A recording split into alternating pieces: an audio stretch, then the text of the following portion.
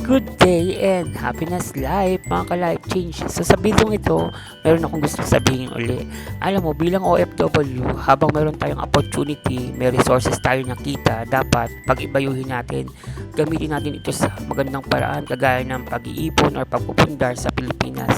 Kasi hindi naman tayo panghabang buhay na OFW, kagaya nitong mga ituturo ko sa inyo. I hope you like it. So kung makikita nyo, ito yung pinagawa kong bahay sa Bulacan. Nasa third floor na siya. Actually, hindi pa siya tapos kasi talagang madami pang kailangan gawin. But for the meantime, naiangat na natin siya, nabuo na yung buong structure. So, madali na siguro yung finishing. Alam ko mas magastos yung finishing. Pero at least nakikita natin yung pinaghirapan natin. Actually, pangalawang bahay na to kasi yung unang bahay namin sa Bataan is kinonvert namin sa paupahan at meron din kaming space pa doon para sa aming agriculture. So, Bulacan at Bataan ang aming origin. So, talagang sipag, tiyaga, ipon, pundar lang tayo para magkaroon tayo ng mga ganito mga ka-OFW. Kailangan i-manage mabuti ang iyong time at ang iyong pera para magkaroon ng mas magandang resulta in future. Remember, uuwi ka ng Pilipinas. So, pag uwi mo ng Pilipinas, at least kahit papaano, may makikita kang pinaghirapan mo. Kumbaga, katas ng pagiging OFW.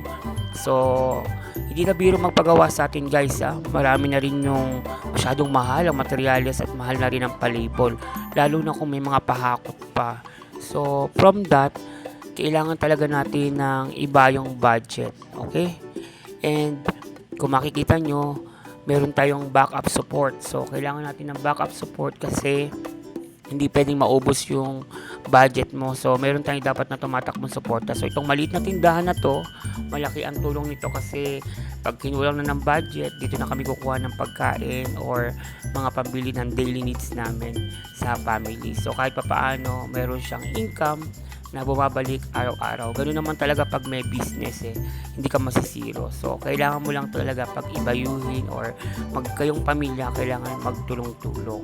So, beside from that one, ayan, kung makikita, nag-start lang kami ng konti, pero ngayon okay na din. And ang pinaghahandaan ko talaga right now is ang pagbabalik ng aming catering sa market. At ito pa yung unang bahay namin, ginawa na namin paupahan para gumana lahat ang aming resources. God bless!